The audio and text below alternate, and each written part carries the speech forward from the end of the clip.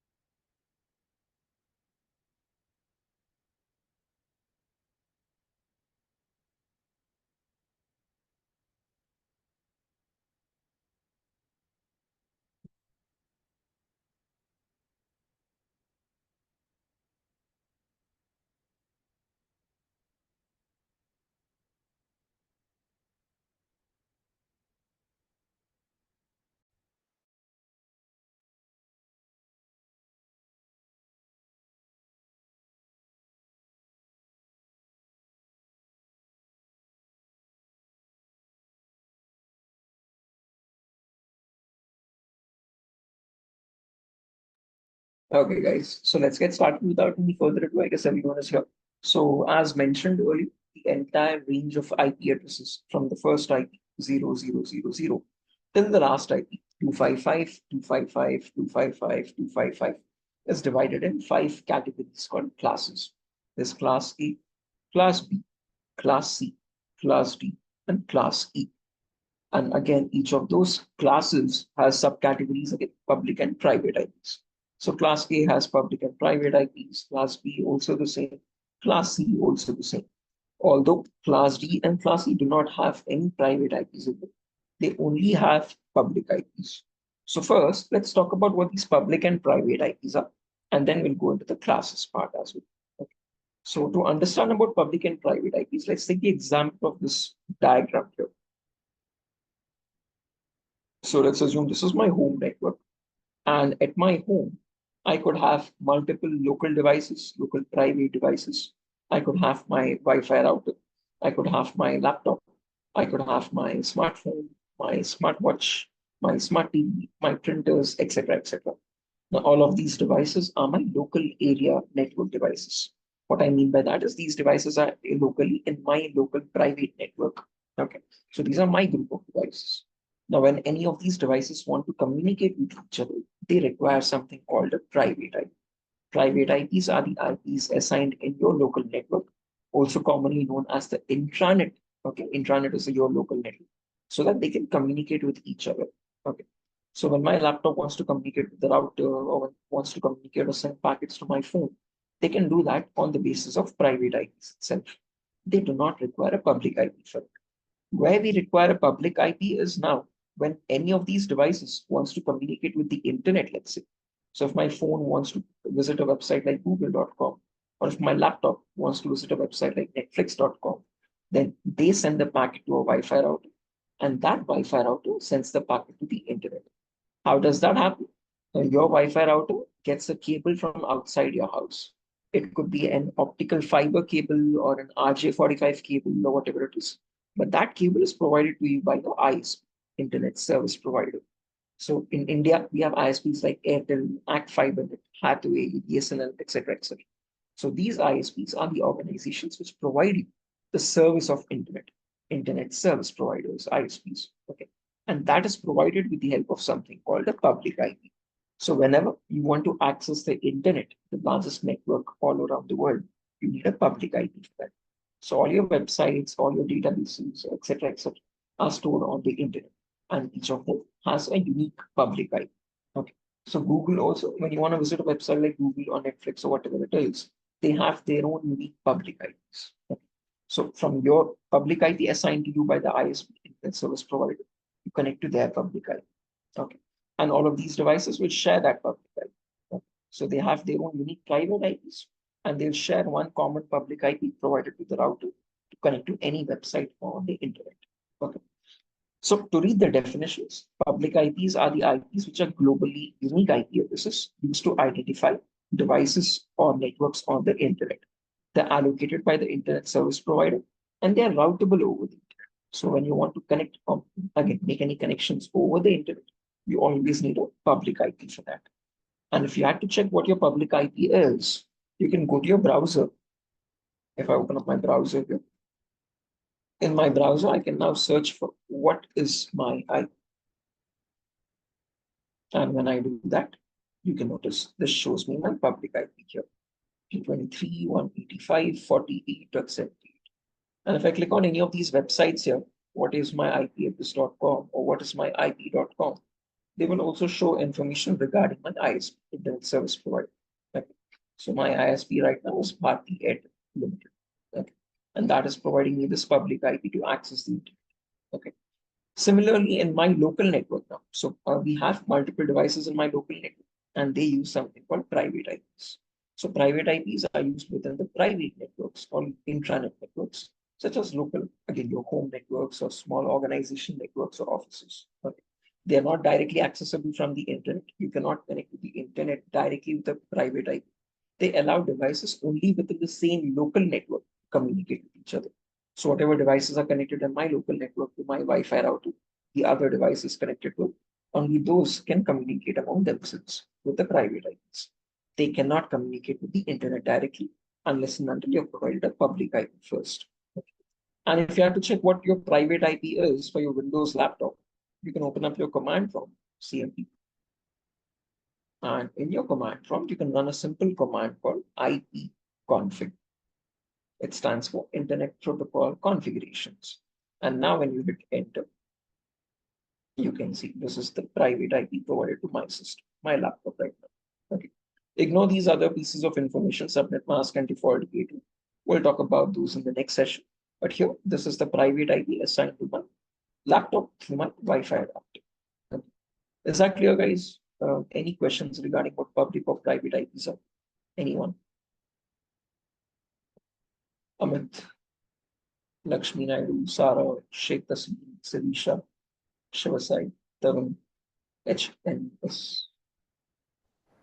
Sir, may I know the command? Can we run in command prompt? It's IP config. So it's as mentioned over here. IP config.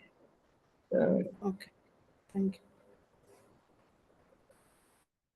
Yeah, over here. I hope the highlighter is visible on the screen, guys. So you can open up your command prompt and run the command IP config. Everything in lowercase to get the IP address information. Okay. Now moving forward, let's talk about the classes. So as mentioned, there are 5 separate classes, guys, and each of these classes has its own range again. Okay. So there's class A starting at the first IP 0000, and class E ends at the last IP 255, 255, 255, 255. So the entire 4.3 billion IP addresses here are divided in 5 separate classes. Okay. So class A starts at the first IP 0000, and it goes up to 127, 255, 255, 255. Since it's ending at 127 and all the other 3 octets are 255s, class B now starts at 128,000. So all the 255s cycle back to zeros, and 127 increments by 1. Okay, so that is how the sequence of IP flows, and we talked about it in the last class, right? So class A from 0 to 127, class B from 128,000 to 191, 255, 255, 255. Since it is ending at 191, class C obviously starts at 192. From 192,000, it goes up to 223, 255, 255, 255. Since it's ending at 223, class D starts at 224. From 224, it goes up to 239, 255, 255, 255. And since it's ending at 239, class E starts at 240 and goes up to 255. 255, 255, 255, 255, last time. So the only 4 numbers you have to remember are these ones: 127, 191, 223, and 239. So it's very important to remember these ranges, guys. Okay, these have been fixed by the people who invented IP addresses. Okay, There's a deeper concept actually why only these numbers. There's something called a parity bit, but that is outside the scope of our syllabus right now. Okay, so if you search for parity bit, that is how you get those numbers actually. 127, 191, 223, 229, etc., etc. So if time permits, you can do some research on that later on. Okay. But for now, blindly it's better. Just remember these numbers, guys. Okay. Class A from 0 to 127, class B from 128 to 191, class C from 192 to 223, class D from 224 to 239, and class E from 240 to 255. Again, in each of those classes, there's a public IP and a private IP. So in class A, between 0000 and 127, 255, 255, 255, there's a small range from 10000 to 10255, 255, 255. That's the class A private IP range. Any IP within this network or this range can be used in your local networks, in your intranet. And any IP outside this range belongs to the public IPs. So they are with the ISP, Internet Service Providers. Similarly, in class B as well, between 128 and 191, there's a small range, 172.16.00 to 172.31, 255, 255. That's the private IP range in class B. Any IP within that range is a private IP belonging or again can be used in your local network.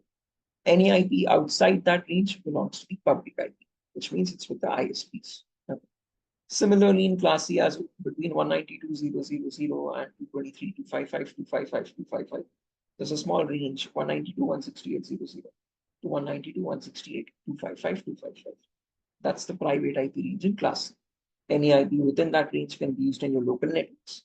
Any IP outside that range is with the ISP for providing internet connections. Class D and class E don't have any private IPs at all. All of them are public IPs itself. This is still a bit unclear. Let me give the example of one class and elaborate. So if you take the example of class A itself, it starts with the first type, 0000, and it ends at the last type, 127, 255, 255, 255. Now, in this entire class A range, there's a small private IP range from 10.000 to 10.255, 255, 255. Any IP within that range is a private IP. And any IP outside that range is a public IP again. So from 0 up to 10, which is 9.255, 255, 255. That's one public IP set. And after 10, from 11 to 127, that's another public IP set. Okay. So in every class, in a similar fashion, there's a small private IP set, and there are two public IP sets, one on each side. Okay. Is that clear? Any questions, guys? Anyone? Amit, Lakshmi Can Naidu. you repeat one more time, please? Sure, definitely. Thank you. Manju, did you join a bit? I think you just joined, right? Yeah. Right. No worries much. So what we were discussing earlier was again what public and private IPs are. So as mentioned earlier, public IPs are the IPs provided by internet service providers, again, to give you the internet connectivity. Private IPs, on the other hand, are the IPs used in your local network. So if you have a home network with a Wi-Fi router, with that Wi-Fi router, whatever devices are connected in your home network, that's your private network. And private IPs are assigned to that, each of those devices there. Okay. And in your entire IPv4 range, from the first IP 0000 to the last IP 255, 255, 255, 255, it's divided in 5 categories called classes. Class A, B, C, D, and each of these classes has its own range again. Class A from 0 to 127, Class B from 128 to 191, Class C from 192 to 223, Class D from 224 to 239, and Class E from 240 to 255. It's important you remember these ranges, guys. They have been fixed by the people who invented IP addresses, and they're going to remain constant for the rest of eternity. They will never ever change. Okay? These values are fixed and they'll be constant. Okay? And in each of these classes, again, there's a small private IP set. Class A's private IP starts from 10.000 and goes up to 10.255, 255, 255. Any IP within that is a private IP, which can be used in your local network. Any IP outside that range is a public IP, which means it's with the ISP, Internet Service Providers. Okay. Similarly, in Class B as well, between 128 and 191, there's a small private IP range from 172.16.00 to 172.31, 255, 255. That's the private IP range for Class B. And for Class C, between 192.0.0.0 and 223.255.255.255. In between that entire class C range, there's a small private IP range, 192.168.0.0 to 192.168.255.255. That's the private IP range. Okay. And in class D and class E, there are no private IPs at all. All of them are public IPs itself. Okay. So it's very important that you remember these class ranges and these public and private IP ranges. Okay. Is that clear? What's the question? So I have just one more question here. So how that private IP, that 172.16, that number 16, and in the third row 168 comes from? Yeah, again, as mentioned, that was explained by something called a parity bit. So again, quite a deeper concept, quite somewhat outside our scope of syllabus. But you can research about this something called parity bit. From that parity bit value, you get those exact numbers, 10 dot, 172.16 dot, or 192.168 dot. So those were how they were decided actually. They're not just random numbers. There's something called a parity bit concept. So it's you can do some research on that later on. Okay. Okay. Right. Okay. So now, as a small exercise, guys, I'm going to write down some random IPs. And what I want you to do is, looking at these ranges, tell me which IP belongs to which class and whether they are public or private IPs. That's going to be a fun exercise. So let me quickly write down some IPs first.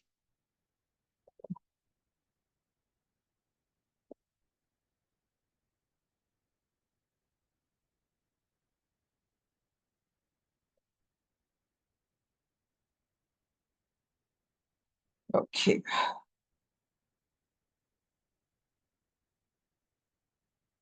Right.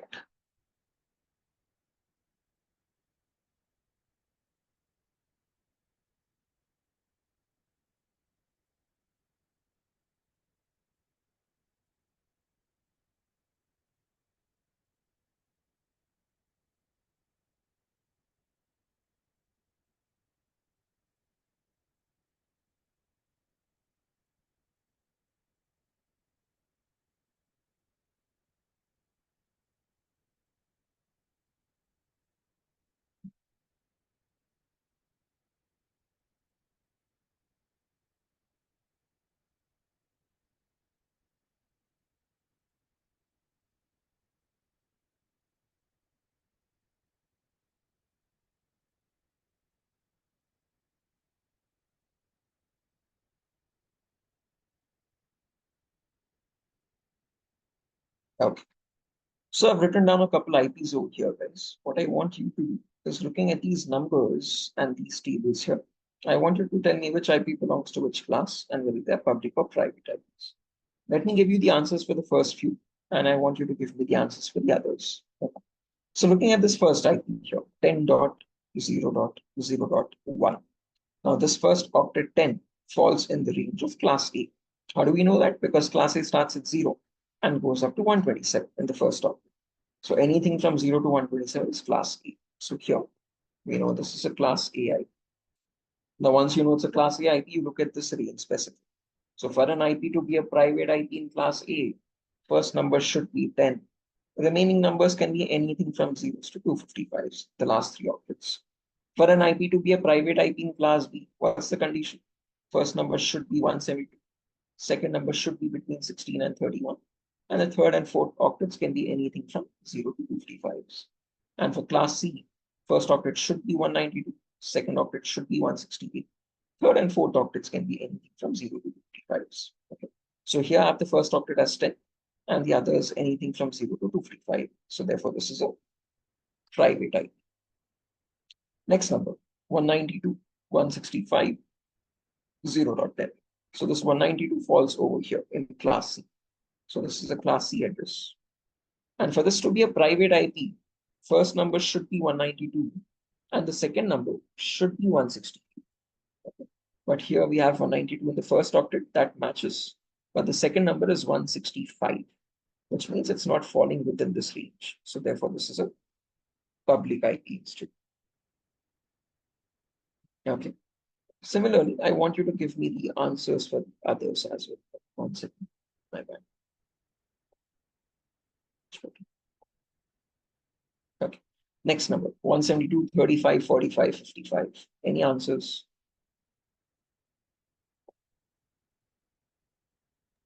Public.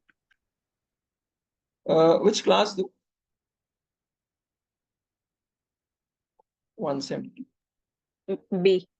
Class Yes, B. class B. Public and private, or public or private, guys?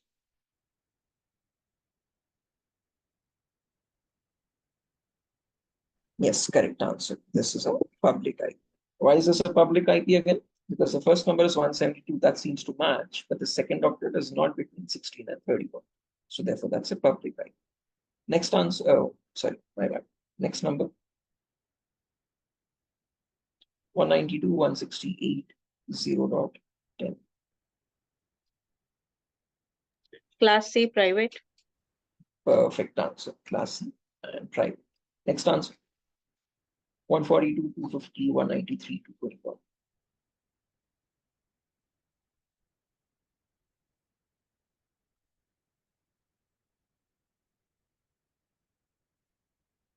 Any answers for this one?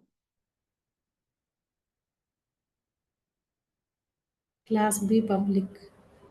Perfect answer. Class B and public. Next one, 42, 250, 193.20.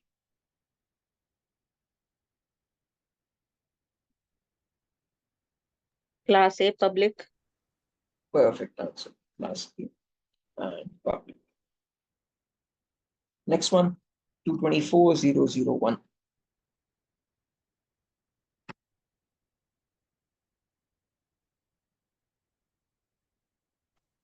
Class D. Class D. Perfect. Public or private? Correct answer. Public IP. There are no private IPs in Class D or Class C. That's what. Next number, 245,001. Class E Class C. Public or private? public Public. only, sir. No private. Perfect. Next one, 192, 192, 182, 17.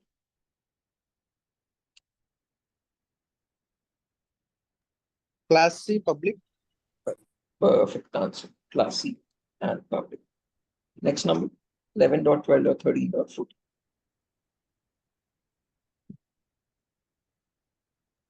Class A public. Perfect answer. Class A and public. Next one, 150, 160, 170, 180.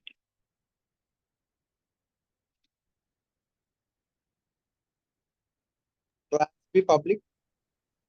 Class B and public. Correct answer. Next one, 192, 167, 0.10.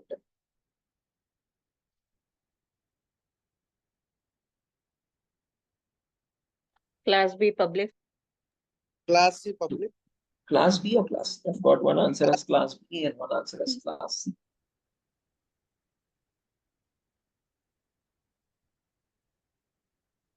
Class C. Public. Class C. Sorry. Yeah, it's class C and public. 192 falls in class C. Next one, 172 to 20, 30, 40.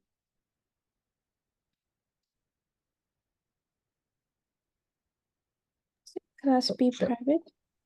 Class B and private. Perfect answer. Yeah, okay. So yeah, correct answers, guys. Again, actually very rare scenario. I've got all correct answers, not one single wrong answer. Okay. So yeah, good job, guys. But again, as mentioned, you have to remember these ranges. Now, the reason why I have to remember is in the upcoming sessions in cybersecurity, we do get to see a lot of log files. Okay, we do notice a lot of attacks in logs, okay, network logs or in application logs or whatever it is. And whenever you notice an IP, you have to figure out whether the attack is coming from an internal network or an external network. If it's a private IP, you know the attacker is in your same network. He's in your own local Wi-Fi network or your LAN network. If it's a public IP, you can understand that the attack is coming from an internet-based source. Okay, it's from an external network. It's an internet attack. Okay. So understanding which IP belongs in which category is very important for that. Okay. You have given the answers today by looking at these ranges. But again, I would recommend that you remember these ranges. Okay. So I'll be sharing these documentations to you in the upcoming days. Whenever time permits, please memorize this. Okay. Now, a question that I get commonly asked by students is, why 5 separate classes? Why not just one single class with some public and private IPs? It would have made our job a lot easier, right? Definitely, it would have seemed that way. But again, each network is unique, guys. Okay, so again, network requirements are different. In my home network, I could have a separate network size requirement.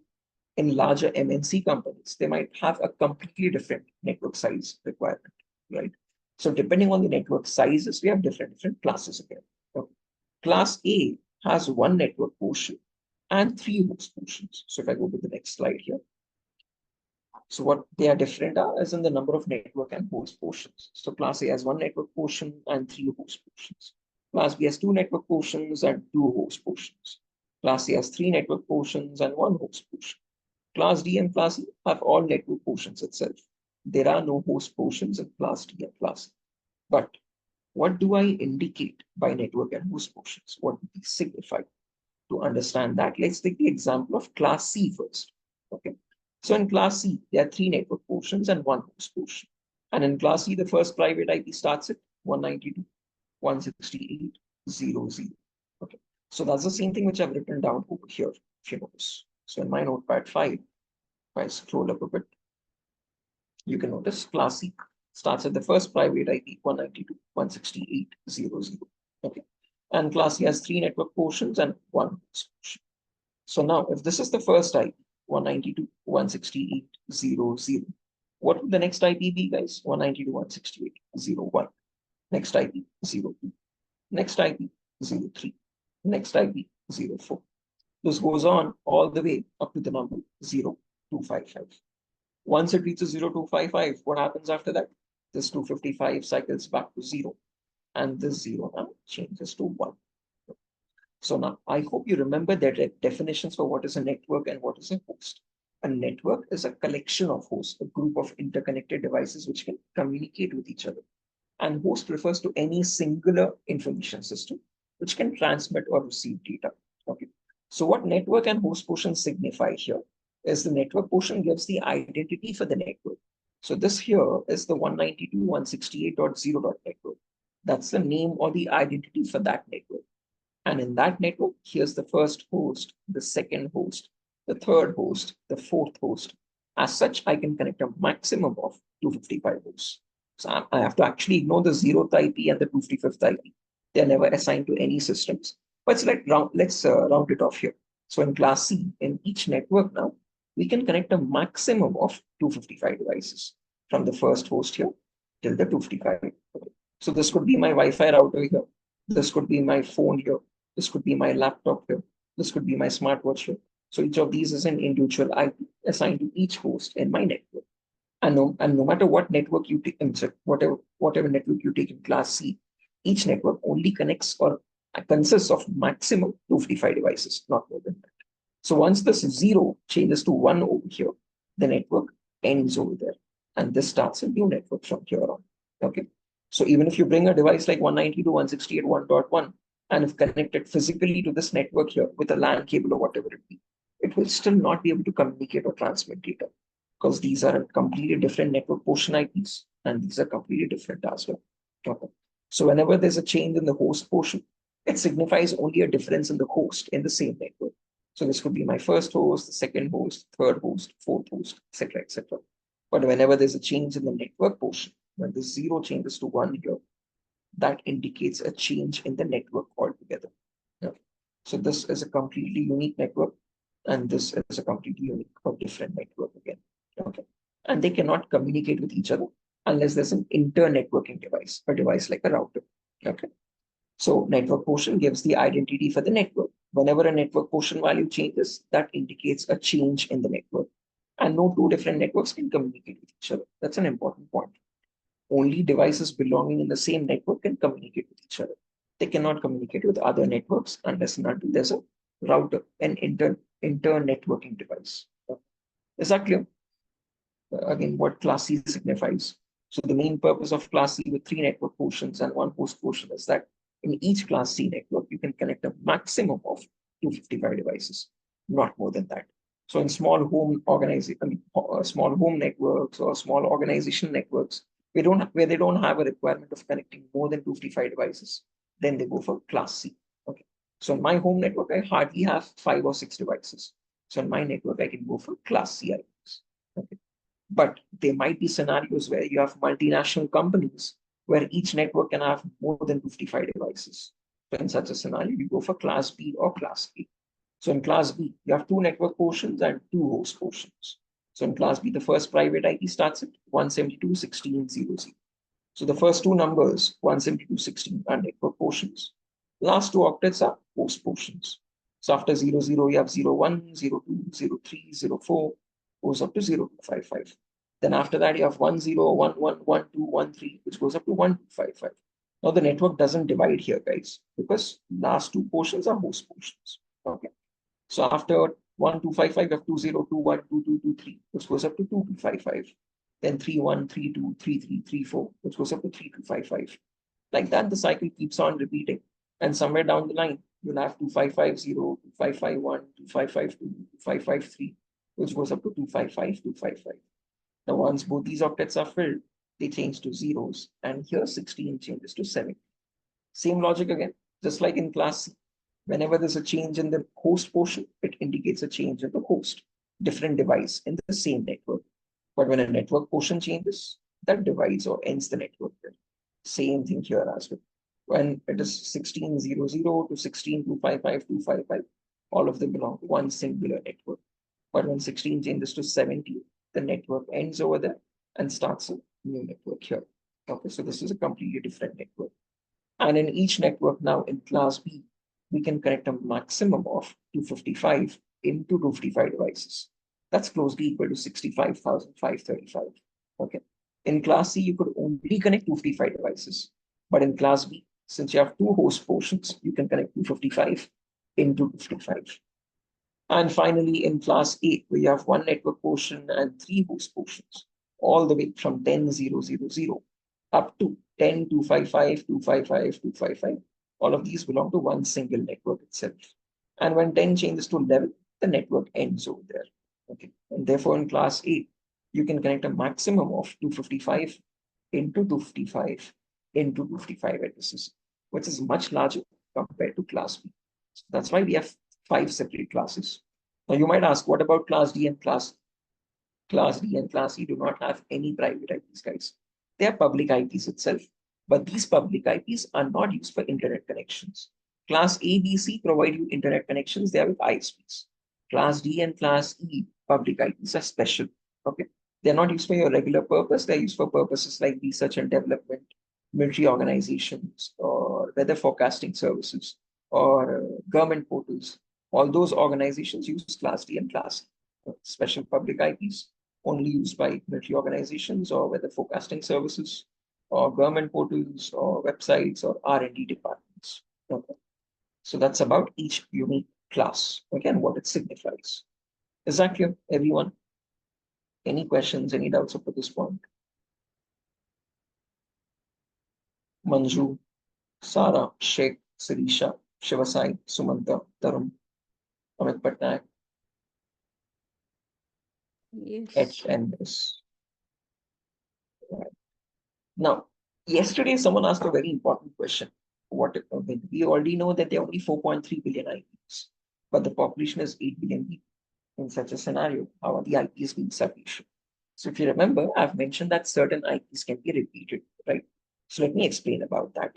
So let me open up my browser first. So let's assume over here, let me draw it out. Let me draw a simple diagram. Bear my terrible drawings, but please be patient with this. So let's say this is my home network here, guys, where I have a Wi-Fi router. Okay. And this Wi-Fi router gets a public IP from my ISP, Internet Service Provider. So here we have ISP, let's say. And this ISP is providing me a public IP to my Wi-Fi router. And let's assume this is something like 1.2.3.4. Okay. And now, since this is my home network, let's call this Shoaib's home network. Okay. So at my home network, I have multiple devices. Again, I can have my smartphones, my smartwatches, my smart TVs or laptops or whatever it is. Okay. Each of these devices is wirelessly connected to my Wi-Fi router, right? and they use something called private IPs for communication, right? So each of these devices gets a private IP. So my router also gets a private IP, usually the first IP in the network. So my router could get 192.168.0.1.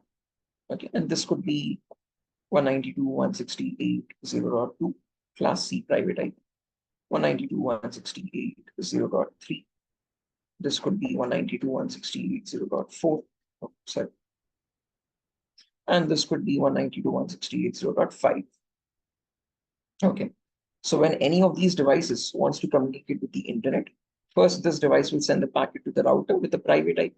From the router, it uses the public IP to connect to the ISP, and then it reaches the target server. So for example, if I want to connect to google.com here, let's say this is Google server, www.google.com. Okay. So first the packet travels from my system here. Let's say this, I'm connecting from my laptop. So first packet travels from my system to the router from 192.168.0.5 to 0.1. From there, it uses the public IP 1234 to connect to ISP. And from there, it reaches google.com. Okay. Now, if there's one more network, let's say there's another student here. So let's assume this box here. Oh, sorry. Let me do something. Yeah. So let's say this is my student's network here. Okay. He also has a Wi-Fi router at his home. And he also has his devices again. Okay. Let's say a smartphone, a smartwatch, a smart TV, whatnot, a laptop or whatever it is. Now here we can repeat IPs, guys. So this guy's router can also get 192.168.0.1. This phone can also get 192.168.0.2. This smartwatch can also get 192.168.0.3. And this laptop can also get 192.168.0.4. Now you might have a question. Let's say my laptop, okay, 0.4 or 0.5 is connecting to Google, and his laptop is also connecting with the same IP. Then how does Google know each unique connection? So if you remember, guys, over the internet, all connections happen through public IPs. So the public IP that is assigned to this guy from the ISP is going to be unique from mine. I got 1, 2, 3, 4. He could get something like 2, 3, 4, 5. Okay. So when he's connecting from his laptop, this is the connection that goes. So from his router, it reaches, from his system, it reaches the router. From the router, it goes to the ISP with his unique public IP. And from there, it reaches Google. So this is the green color line. Okay. So this connection happens on the IP 2, 3, 4, 5. Red connection happens on 1, 2, 3, 4. Okay. So here, this red colored packet is traveling with my unique public IP 1, 2, 3, 4. And his IP or his packet is traveling here with his unique public IP 2, 3, 4, 5. And the distinguishing factor happens here on public IPs. So in all the billions of houses we have, we can repeat private IPs everywhere. Okay. So in my network, I could use the same private IP. Your network, you could use the same private IP. And in an infinite number of houses, we can use the same private IPs. Although an important point to note, all of those billion houses will get unique public IPs. Okay. The only scenario that we will not be able to use, any more public IPs as well. Any more IPv4 addresses as well. All the public IPs are exhausted. Okay, that's why we have one more range called IPv6 addresses out there. Okay, so we have still not completely migrated to that. Still now IPv4 is being sufficient. So we don't have to worry about IPv6 right now. But this is how we can repeat IPs, guys. Okay, private IPs can be repeated as many times as you want in different networks. One more important point you have to note is you cannot use the same private IP in the same network twice. So if I have 192.168.0.5 here, I cannot assign one more device with the same private IP. So each device in your private network has to have a unique private IP. Okay. So I cannot add one more device here. Okay, let's say one more smartphone here, smartwatch, or whatever it is, with the same private IP which is already existing.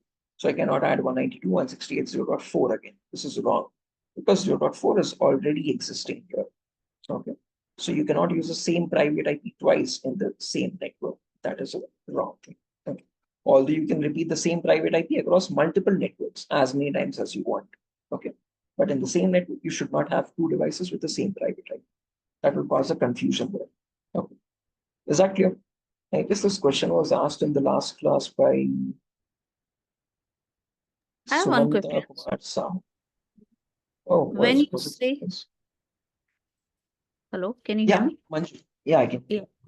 So when you say you cannot assign, so are these manually assigned or it picks on its own? Yeah, there are two methods. If you want, you can assign them manually as well, or you can get it automatically as well from a DHCP server. So in some organizations, some people might assign it manually. So there's a network admin who might assign an IP to each singular system in the network, or you can automatically get it from a DHCP server. Okay. So when In I our do home it at network, our home, Wi-Fi router itself automatically assigns the IP. So it uses okay, something called DHCP protocol for that. Okay. It okay. automatically assigns a private. Alternatively, there's a scope to assign it manually as well. Both of these are possible. Okay. Exactly.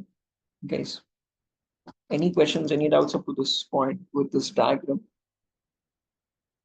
Sumanta Kumar Sahu, I think you asked this question yesterday, how we are making these 4.3 billion IPs sufficient. I hope this is clear.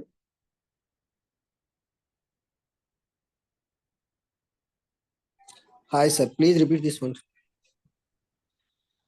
Whoa, repeating this is a very long thing again, Lakshmi Naidu. So I would request you go through the recording because again, it's a very long concept. So I'm so sorry. Repeating it might be a very time-taking process, but just No. get Just, get you a just, small just brief to intro. understand. Yeah, so yeah, Just that's to I can give you understand. that Just 1 minute brief intro. So again, as mentioned, you have something called public and private IPs. Public Hi, IPs are sir. the IPs provided by internet service providers to give you internet connection. Private IPs are something which you can use in your local networks. Okay. So in the last class, I've specifically mentioned that there are only 4.3 billion IP addresses in total. So one question that was asked by a student was, if the population is 8 billion people, how are 4.3 billion IPs being sufficient? So to answer that question, I use this diagram. Okay. So every unique house will definitely get a unique public IP, but the private IPs can do. So in my network also, I can use the same private IP, 192.168.network. And in the other home, in one of my students' homes as well, they can use the same private IP, 192.168.0.network. Okay. Now, if you have a question, how do these two devices differentiate their connections on the internet? Always remember, connections on the internet happen through your public IPs. Okay. So no matter what private IP you use in your local network, even if it is matching with other networks and other places, what matters or what is relevant is your public IP on the internet. Okay. So that is how we are able to use the same private IP network multiple times, as many times as we want. Okay. So again, that is a brief of what I've explained just now earlier. Okay. I think there's one more question in the chat.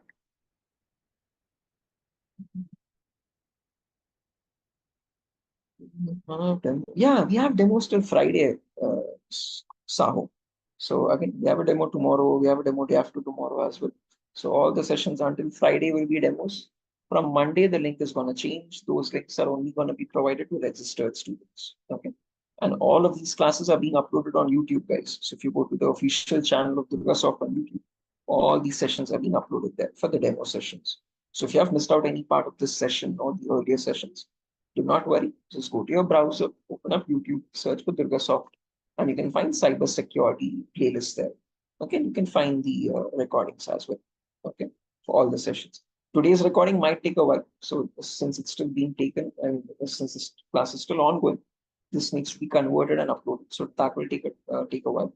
But up to yesterday's session, all sessions are recorded and already uploaded as well. So you can access those there. Okay. And if you have not registered already, please do register at the earliest, guys, because as mentioned, from Monday, no more demo sessions. We're going to get into the actual cybersecurity course with the paid link. So unless and until you have registered for the course, you will not be getting the link.